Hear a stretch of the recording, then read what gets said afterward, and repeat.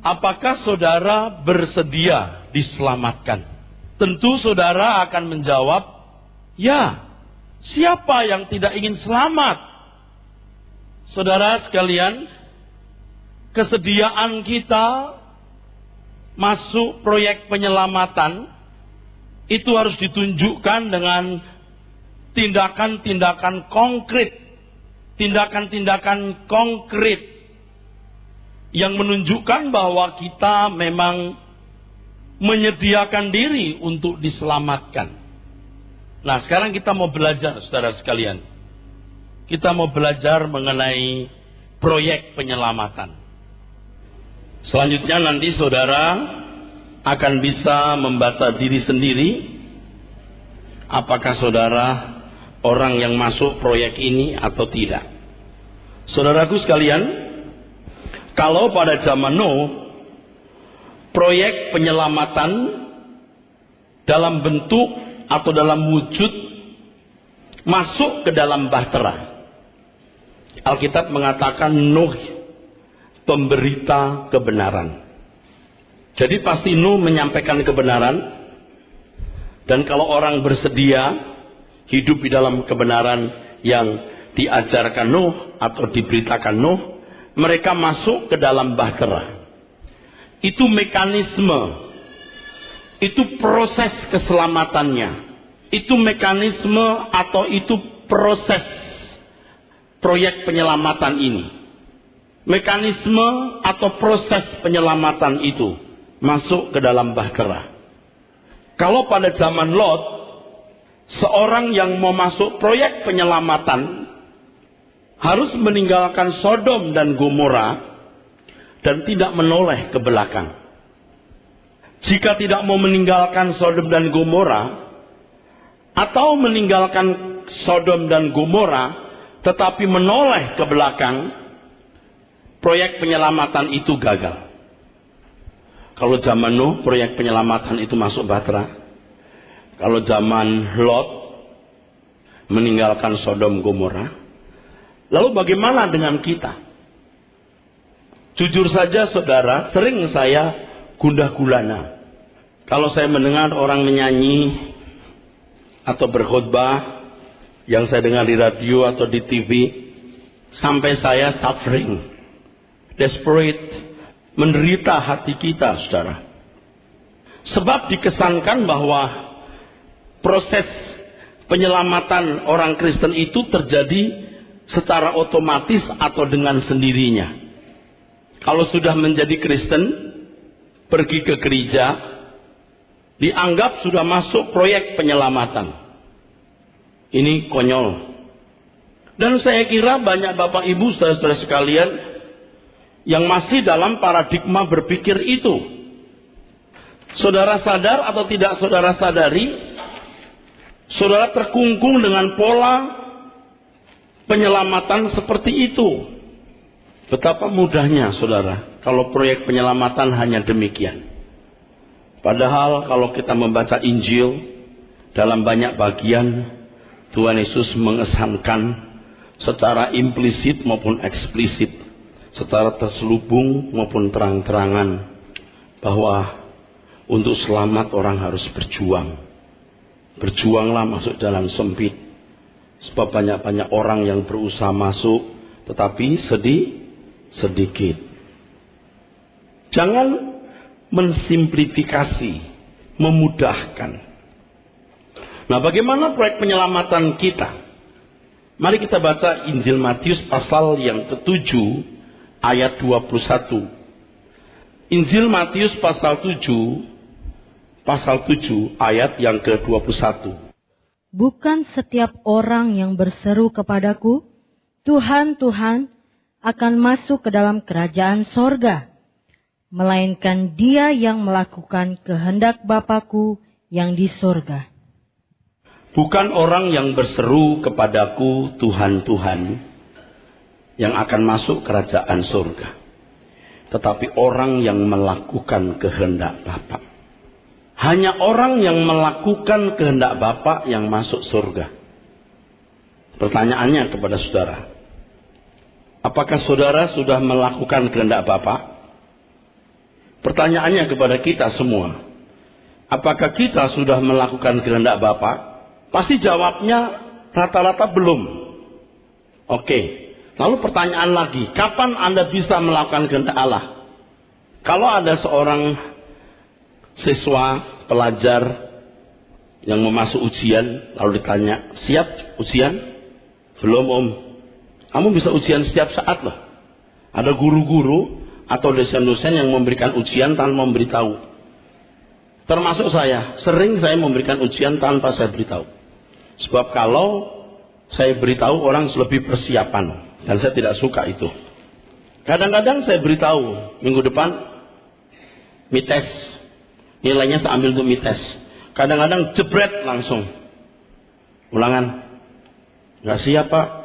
Saya sudah bicara pada awal pelajaran ini. Kalau tes tidak saya beritahu sebelumnya. Kalau sekarang saudara menjawab belum. Tahukah saudara bahwa setiap saat kita bisa bertemu dengan Tuhan? Atau harus bertemu dengan Tuhan di hadapan pengadilannya untuk mempertanggungjawabkan perbuatan kita. Proyek penyelamatan untuk orang pada zaman Nuh masuk bahtera. Untuk orang pada zaman Lot meninggalkan Sodom Gomora. Untuk orang percaya melakukan kehendak Allah, kehendak Bapa. Melakukan kehendak Allah. Tetap di Injil Matius 5 ayat yang ke-20. Maka aku berkata kepadamu, jika hidup keagamaanmu tidak lebih benar daripada hidup keagamaan ahli-ahli Taurat dan orang-orang Farisi, sesungguhnya kamu tidak akan masuk ke dalam kerajaan sorga. Ahli Taurat dan orang Farisi bukan orang-orang jahat loh. Image saudara, bayangan saudara terhadap kelompok ini jangan salah. Mereka orang-orang yang sangat tekun berbakti kepada Allah Yahweh. Mereka sangat teliti memelihara Taurat dan hidup dikendalikan oleh Taurat secara ekstrim. Tetapi Tuhan mengatakan di sini, jika hidup keagamaanmu tidak lebih benar dari hidup keagamaan ahli Taurat dan orang Farisi, kamu tidak masuk surga. Tolong ya, jangan berpikir saya yang bicara loh. Ingat, ini yang berbicara Tuhan Yesus. Jika hidup keagamaanmu, kebenaranmu, dari kata di kayu sune. Kebenaran yang bertalian dengan tingkah laku. Kebenaran yang bertalian dengan perbuatan. Jika hidup keagamaanmu tidak lebih benar dari hidup keagamaan ahli Taurat dan orang Farisi, kamu tidak masuk surga. Saya ulangi saudara. Ahli Taurat dan orang Farisi bukan orang-orang jahat. Dari perspektif orang beragama, mereka orang-orang hebat dalam memelihara Taurat. Dan dengan sangat teliti mereka patuh. Tetapi Tuhan Yesus berkata, jika hidup keagamaanmu, yang teks aslinya di kayu sune, jika kebenaranmu tidak lebih dari ahli Taurat dan orang Farisi, kamu tidak masuk surga. Saya bicara ini untuk orang-orang yang tidak mau ceroboh. Tapi kalau Anda masih mau ceroboh, Anda nggak tertarik dengan khutbah ini. Apa itu surga? Apa itu neraka? Belakangan aja deh. Nah yang begini-begini lebih baik nggak usah ke gereja lagi nanti. Nggak perlu. Untuk apa Anda ke gereja? Ingat, kalau proyek penyelamatan orang pada zaman Nuh masuk bahtera. Untuk orang pada zaman Lot, mereka meninggalkan kota Sodom dan tidak boleh menoleh. Kalau orang Kristen, bagaimana mekanismenya? Bagaimana proses keselamatannya? Tidak menoleh ke belakang. Artinya tidak kembali ke dunia, cara berpikir anak dunia, cara berpikir kita yang lama, tetapi melakukan kehendak Allah. Melakukan kehendak Allah ini, Bapak Ibu Saudaraku sekalian, artinya melakukan keinginan Tuhan. Segala sesuatu yang kita lakukan, segala sesuatu yang kita ucapkan, setiap pilihan dan keputusan kita bisa dinikmati oleh Tuhan. menyukakan hati Tuhan, sesuai dengan pikiran perasaan Allah Bapa, atau sesuai dengan selera Allah Bapa di surga. Ini satu hal yang sulit, saudara, dan sungguh nyaris mustahil. Kalau orang tidak berjuang sungguh-sungguh, ia tidak akan mencapai hal ini. Saya tahu banyak saudara di sini orang-orang baik yang secara moral santun, tidak pernah terlibat skandal pembunuhan, skandal seks, skandal uang. Tetapi saudara, kalau tidak melakukan apa yang Allah Bapa ingini, tidak sesuai dengan selera Bapa, Anda belum masuk proyek penyelamatan ini. Sebab kalau tidak demikian standar, kalau bukan demikian standarnya, tidak perlu Tuhan Yesus datang ke dunia. Jadi jangan berpikir, saudara, proyek penyelamatan ini bisa berlangsung dengan sendirinya. Tidak bisa. Tuhan Yesus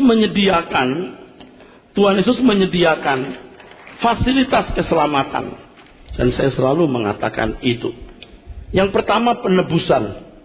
Tuhan berkata, segala kuasa di surga, di bumi, dalam tanganku. Oleh sebab itu, jadikan semua bangsa muridku. Dengan ketaatannya kepada Allah Bapa, sampai mati di kayu salib, dia dapat lisensi untuk menjadikan semua bangsa murid, untuk membentuk mereka sesuai dengan keinginan Tuhan Yesus.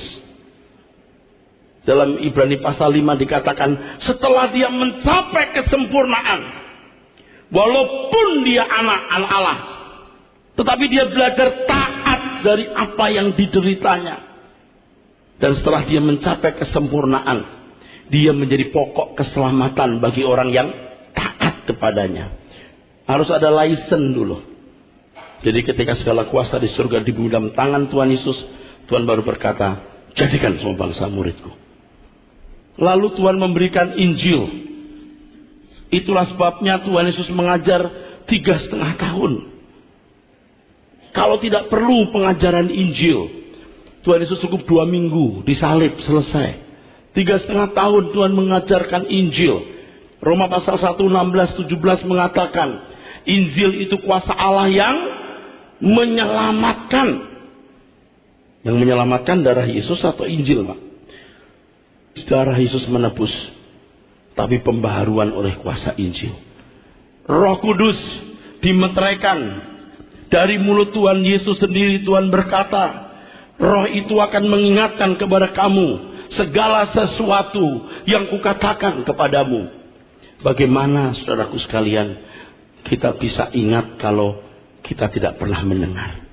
Roh Kudus akan mengingatkan segala sesuatu. Tapi bagaimana Roh Kudus akan mengingatkan kalau tidak ada data? Kalau komputer banyak data, dipencet keluar data. Demikian pula kalau kita mendengar firman memadai, pada saat-saat di mana kita harus mengambil keputusan, harus bertindak, pencet keluar data. Kalau blank, pencet keluar mentega. Lalu Allah menggarap kita. Tapi penggarapan ini tidak akan terbaca kalau orang tidak memiliki kecerdasan. Kecerdasan roh. Oke, ini fasilitas keselamatan.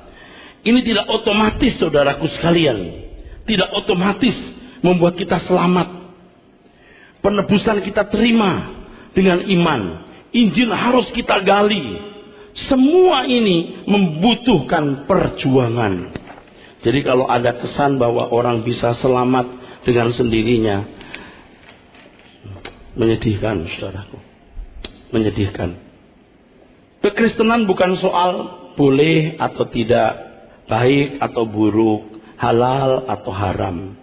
Kekristenan tidak bicara mengenai hal itu. Tapi kekristenan bicara soal kecerdasan roh. Sehingga orang mengerti kehendak Tuhan. Apa yang baik, yang berkenan, dan yang sempurna. Amin. Amin. Dengan cara itulah orang memuliakan Tuhan. Dengan cara itulah orang sungguh-sungguh memuliakan Tuhan. Kalau di sini hadir Bapak Presiden, saudara, pasti kursinya diganti. Atau kalau kursinya ini ditutup pakai kerudung ya. Ada meja untuk minuman. Parkir di depan khusus untuk Bapak Presiden. Begitu masuk semua kita terus diam, tidak berani berkutik ngobrol-ngobrol. Begitu kita hormatnya kepada Bapak Presiden. Apakah kepada Tuhan kita hormat? Kan ada ibu-ibu juga begitu. Anaknya mukul pembantu, jebret. Ibunya bilang, "Nggak boleh nak." Pukul lagi, jebret. Nggak boleh. Masih mukul pembantu, jebret. Kamu nggak menghormati mama. Tindakan-tindakan yang melukai hati Tuhan itu sikap tidak menghormati Tuhan. Kan kalau di gereja kita nyanyi begini. Ku sembah kau Tuhan, ku sembah kau Tuhan, ku puji, ku muliakan namamu. Dia merasa sudah memuliakan Tuhan itu. Kaulah Tuhanku, berarti dia majikan kita loh. Kaulah Rajaku, kita harus tunduk mengabdi. Kau yang termulia, berarti tidak ada yang lebih berharga dari Tuhan. Di bumi dan di surga, ku sembah kau Tuhan, ku sembah kau Tuhan, ku puji, ku muliakan namamu. Lalu orang merasa sudah memuliakan Tuhan. Jadi menggantikan memuliakan Tuhan yang sesungguhnya dengan ibadah atau misa 2 jam di gereja. Memuliakan Tuhan. Memuliakan dari kata mulia. Mulia artinya agung. Dari bahasa Ibrani kabot. Doksa dalam bahasa Yunani. Artinya agung, mulia, terhormat. Kalau kita memuliakan Tuhan, berarti kita menganggap dan memperlakukan dia terhormat, agung, berharga, mulia, saudara. Tidak boleh digantikan dengan ibadah 2 jam di gereja dan orang merasa sudah memuliakan Tuhan. Sampai saya berkata begini, saudara. Nanti mungkin satu kali kita bikin hari Minggu itu hari keluarga. Jadi semua hari Minggu berenang, jalan-jalan sama keluarga. Bukan kebaktian. Nah nanti baru hari Rabu malam atau Kamis malam kita kumpul, kita belajar firman Tuhan. Anak-anak sekolah minggu mungkin Rabu sore, Rabu ceria atau Kamis ceria. Sebagaimana orang tua membawa anak-anaknya kursus bahasa Inggris, kursus Mandarin, kursus biola, sekarang bawa ke kursus Alkitab. Banyak orang tua lebih takut anaknya bodoh, tapi tidak lebih takut anaknya masuk neraka. Kalau orang tanya, loh kapan kamu kebaktian? Kebaktianku adalah dari Senin sampai Senin lagi. Liturgiku adalah dari buka mata melek. Dari melek buka mata sampai saya tutup mata mau tidur. Itulah liturgi kehidupan. Segala sesuatu yang kulakukan, yang kuucapkan, yang kuperbuat, semua sesuai dengan selera Bapa di surga. Melakukan kehendak Bapa itu seperti itu. Bukan hanya melakukan hukum. Di sini yang dibutuhkan kecerdasan roh untuk bisa mengerti kehendak Allah, apa yang baik, yang berkenan dan yang sempurna. Harus diasah. Pikirannya harus diasah, saudara. Dan ini tidak bisa sebentar. Ini proses panjang. Proses panjang, saudara. Maka tadi saya katakan saya bisa suffering, desperate. Kalau dengar lagu-lagu, Tuhan datang ke dunia menyelamatkan aku. Gimana prosesnya? Dia datang untuk menyelamatkan orang berdosa. Iya, mekanismenya gimana? Bagaimana prosesnya? Kalau kamu tidak melakukan kehendak Allah, kamu tidak masuk surga. Bukan orang yang berseru kepadaku, Tuhan, Tuhan, Tuhan Yesus sebagai subjeknya ya. Si pembicara itu Tuhan Yesus. Jadi objeknya, ku-nya itu Tuhan Yesus. Bukan orang yang berseru kepadaku Tuhan, Tuhan yang masuk kerajaan surga. Tetapi orang yang melakukan kehendak Allah. Pelayanan itu fokusnya harus demikian. Orientasinya harus habis-habisan ke sini. Kalau soal berkat jasmani itu bisa diperjuangkan di dunia sana. Tiap hari perjuangkan. Dan jangan berharap dapat kemudahan-kemudahan. Itu nggak dewasa. Kalau dunia resesi kita tetap persepsi. Enggak. Dunia resesi kita ikut resesi. Makanya lebih hemat, lebih kerja keras. Jangan cari kemudahan. Ya, jalan aja. Nah, kalau gereja tidak mengajarkan hal ini, tidak berorientasi pada proyek ini, apa yang mau diajarkan? Bagaimana jemaat selamat? Bapak Ibu ya, nanti kalau Tuhan datang atau Anda datang, Anda mati, Anda nggak boleh berkata begini loh. Oh, saya nggak tahu. Ternyata begitu ya. Wah, saya nggak tahu. Anda sudah tahu. Saya sudah kasih tahu. Jangan keras kepala. Jangan keras kepala.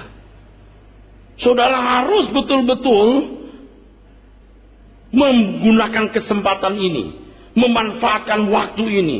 Sebab tidak ada jalan lain untuk bisa memiliki kecerdasan roh kecuali kita mengerti kebenaran firman. Mungkin saudara ada yang berkata begini, seberapa hebatnya sih Pak firman sampai gitu amat? Ya saudara, saya tidak bisa menjelaskan. Tapi kalau saudara mendengar firman secara tekun, saudara akan tahu betapa hebatnya firman itu. Betapa hebatnya firman itu. Menakjubkan saudaraku. Kita takjub.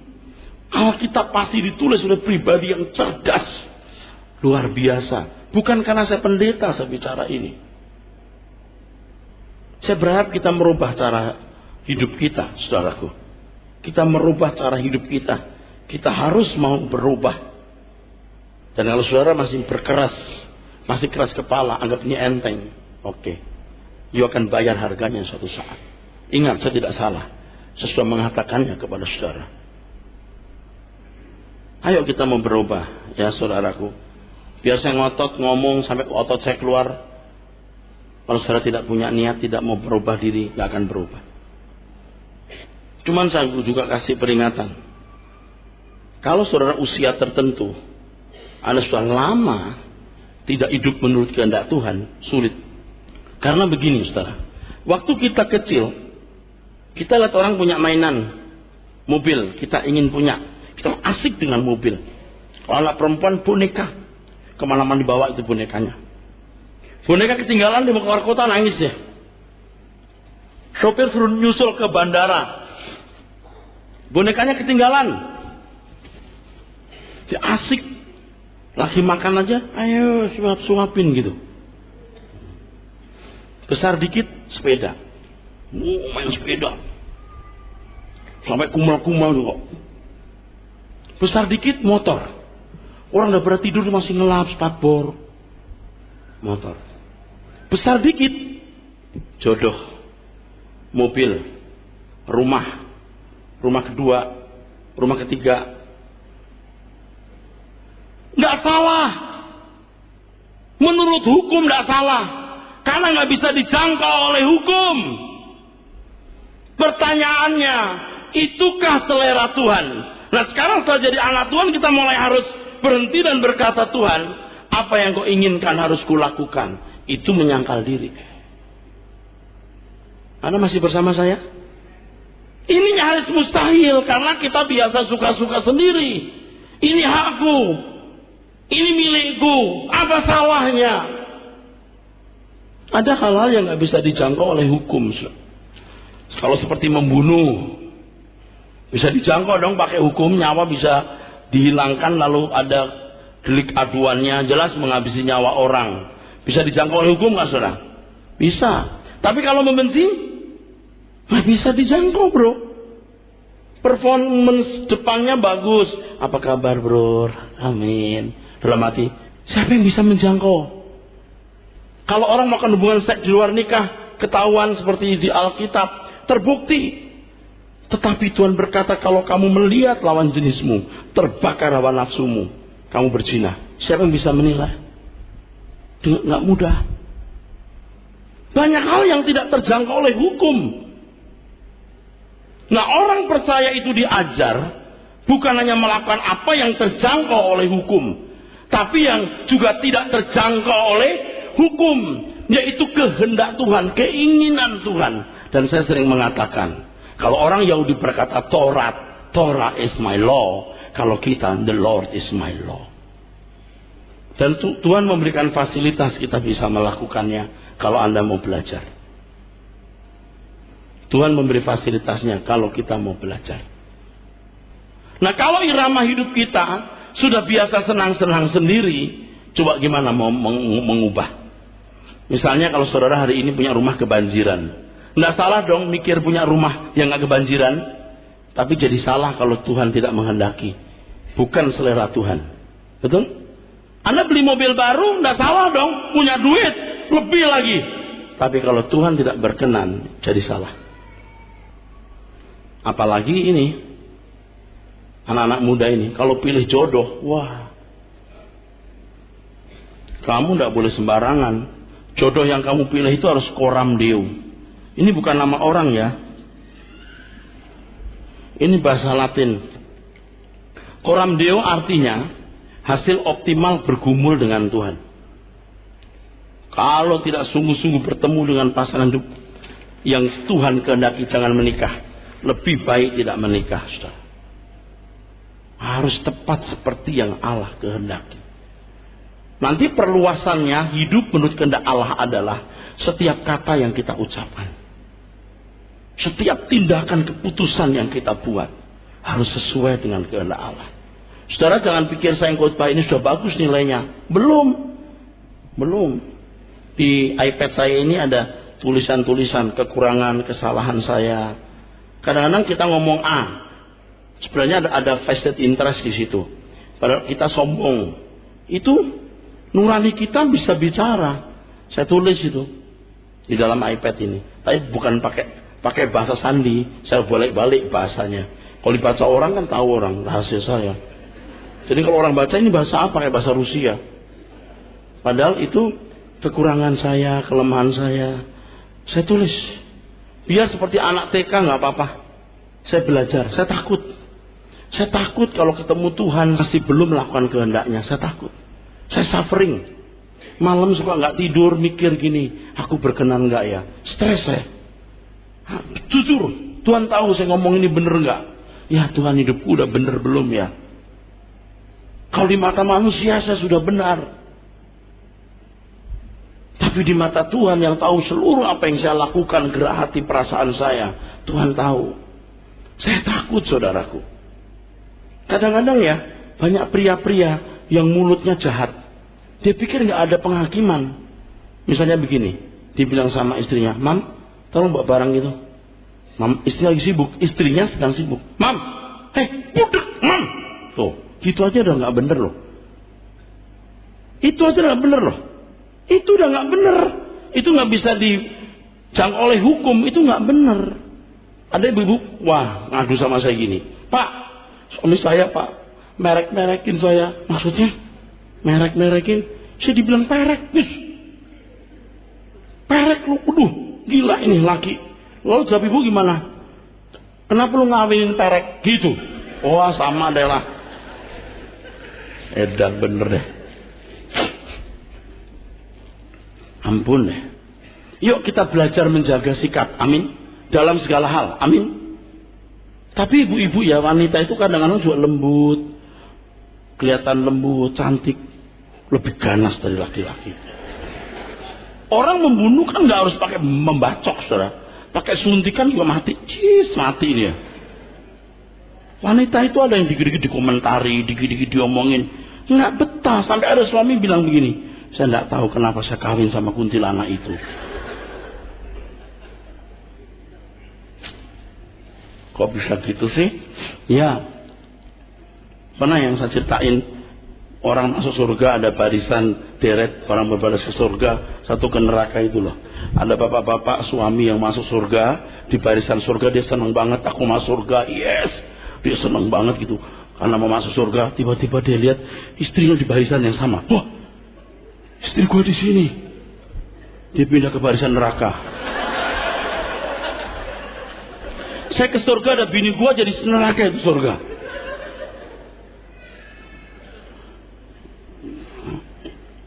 Ini ilustrasi saja, saudaraku ya.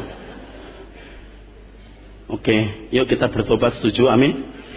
Kita mau berubah ya. Nggak ada cara penyelamatan, proses dan mekanismenya kecuali ini, melakukan kehendak Bapa. Oke, Yohanes pasal 8. Yohanes pasal 8 ayat 31. Yohanes pasal 8 ayat 31, saudara-saudara. Maka katanya kepada orang-orang Yahudi Katanya kepada orang-orang Yahudi yang percaya kepadanya. Yang percaya, sudah percaya loh. Sudah percaya, ada orang-orang Yahudi yang percaya. Apa kata Tuhan Yesus? Jikalau kamu tetap dalam firman-Ku, ya, kamu benar-benar adalah murid-Ku. Iya, tetap dalam firman itu, terus-menerus belajar firman Tuhan. Kamu benar-benar murid-Ku, bukan muridnya Erastus. Bukan muridnya gereja Rehobot, muridnya Tuhan Yesus. Suatu hari saudara tanpa saya, saudara bisa berjalan dengan Tuhan. Tidak apa-apa. One day Anda nggak membutuhkan saya lagi, tidak apa-apa. Anda tidak boleh Erastus sentris. Anda harus Kristus sentris. Katakan amin. Harus belajar sampai Anda bisa menemukan Tuhan. Ada seorang ibu yang naik pesawat dari Jakarta ke Sydney, saya lupa yang Sydney atau Brisbane. Di jalan pesawatnya bermasalah, ada turbulence. Dia berkata, oh iya Pak Erastus, tolong doakan saya. Loh, dia cerita sama saya, sebut Erastus piye toh? Sebut Tuhan Yesus. Ngerti nggak, ibu-ibu polos gitu. Ya udah maklum deh, nggak apa-apa lah, ini kan ibu-ibu polos gitu. Saudara tidak boleh begitu. Anda harus langsung bisa berhubungan dengan Tuhan. Saya ini kan cuma mediator sementara mengajarkan firman. Saya menstimulit saudara di gereja ini, saudara belajar firman, saudaraku. Yang akhirnya saudara, setiap saudara harus bisa belajar langsung dari Tuhan sebagai muridnya. Setiap kejadian yang terjadi Anda bisa baca bagian mana dalam hidupku yang digarap Tuhan, apa yang diajarkan Tuhan dalam hidupku lewat masalah ini. Tuhan langsung mendidik, mengajar saudara sebagai guru. Kalau kamu tak dalam firman-Ku, kamu benar-benar adalah murid-Ku. Terus, dan kamu akan mengetahui kebenaran. Kamu akan mengetahui kebenaran. Terus, dan kebenaran itu akan memerdekakan kamu. Kebenaran itu akan memerdekakan kamu. Ini nggak simpel nih. Bahasa-bahasa begini sulit dipahami. Tapi saya jelaskan pada kesempatan ini. Teruskan. Jawab mereka, kami adalah keturunan Abraham. Kami ini punya performance sebagai orang Yahudi, keturunan Abraham. Terus. Dan tidak pernah menjadi hamba siapapun. Tidak pernah menjadi hamba siapapun. Bagaimana engkau dapat berkata kamu akan merdeka? Ya, kita sudah merdeka bro, kira-kira gitu. Terus. Kata Yesus kepada mereka, aku berkata kepadamu, sesungguhnya setiap orang yang berbuat dosa adalah hamba dosa. Dan hamba tidak tetap tinggal dalam rumah, tetapi anak tetap tinggal dalam rumah. Oke, cukup. Hamba dosa. Sekarang Bapak Ibu perhatikan saya karena agak sulit saya jelaskan ini. Kata dosa dalam teks aslinya kan hamartano atau hamartia. Ini dalam bahasa Yunaninya. Hamartia itu artinya meleset. Orang-orang Yahudi, tokoh-tokoh agama itu maksudnya bukan orang-orang jahat. Tadi saya sudah singgung, saya sudah mention tadi. Bukan orang-orang jahat, orang-orang yang sangat ketat melakukan hukum Taurat. Tapi Tuhan mengatakan kamu hamba dosa. Stres mereka. Apaan? Kami Tuhan Abraham. Kami bukan hamba dosa. Hamba dosa. Hamba meleset. Hamba dosa. Meleset. Secara hukum mereka tidak punya kesalahan. Secara hukum mereka bukan hamba dosa. Secara hukum. Tetapi kalau ditinjau dari kehendak Allah, mereka belum tepat di sini. Kalau meleset dari sini, itu namanya dosa. Tuhan mau tepat seperti ini, melakukan kehendak Tuhan, keinginan Tuhan. Orang-orang Yahudi memang baik. Kalau ini hukum, orang-orang Yahudi bisa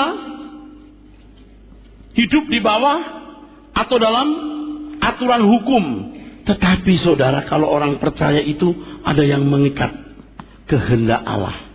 Ini, kamu bebas dengan keinginan-keinginanmu yang memang secara hukum kamu tidak salah, tetapi kamu diperbudak oleh kemelesetan itu. Lucifer itu mau menyamai Tuhan, betul? Betul? Dia mau bikin tahta sendiri. Nama tahta itu apa? Aku ingin, I want to. Aku hendak, aku ingin. Bukan jika Tuhan mengendaki, tapi aku ingin. Apa salahnya sih Pak, manusia punya keinginan? Tidak salah. Secara hukum Anda bersih. Tapi kalau saudara mau masuk proyek penyelamatan, Anda harus melakukan kehendak Allah. Berat kan? Berat. Untuk hidup di dalam kehendak Tuhan ini berat. Hidup di lingkaran hukum masih mudah. Nah, berkenaan dengan ini, Yohanes 1 ayat 4 kita baca. Saya sudah katakan ini hal yang nggak mudah, tapi sudah mulai clear saya jelaskan, saudara. Dalam Dia ada hidup. Dalam Dia ada hidup. Terus? Dan hidup itu adalah terang manusia. Hidup itu terang manusia. Kita sering mendengar orang berbicara begini. Coba, kita sering mendengar orang bicara begini, saudaraku sekalian. Yesus datang membawa terang. Betul nggak? Yesus datang membawa terang, betul nggak? Artinya apa? Artinya apa? Dia datang membawa terang, artinya apa? Matius pasal 5 dulu, pasal 6 dulu. Nanti baru saya jelaskan. Ayat yang ke-22. Kalau ayat 19, kumpulkan harta di surga bukan di bumi. Lalu ayat 22. Mata adalah pelita tubuh. Mata adalah pelita tubuh. Jika matamu baik, teranglah seluruh tubuhmu. Teranglah seluruh tubuhmu. Terus, jika matamu jahat, gelaplah seluruh tubuhmu. Saudara, mari saya beritahu, apa terang itu? Dalam Dia ada hidup, dan hidup itu terang manusia. Allah pada mulanya menciptakan manusia itu tidak dibarengi, tidak disertai dengan hukum, peraturan, atau ketetapan. Sebab manusia disetting bukan seperti hewan yang diatur oleh aturan, yang kalau salah dicambuk dengan sanksi-sanksinya. Manusia disetting oleh Allah untuk menjadi serupa dengan Dia, serupa dengan penciptanya. Keserupaan itu adalah kesanggupan, kemampuan makhluk yang disebut manusia ini untuk bisa memiliki naluri seperti Allah, insting seperti Allah, yang disebut sebagai divine nature, kodrat ilahi. Tidak perlu hukum, tidak perlu peraturan.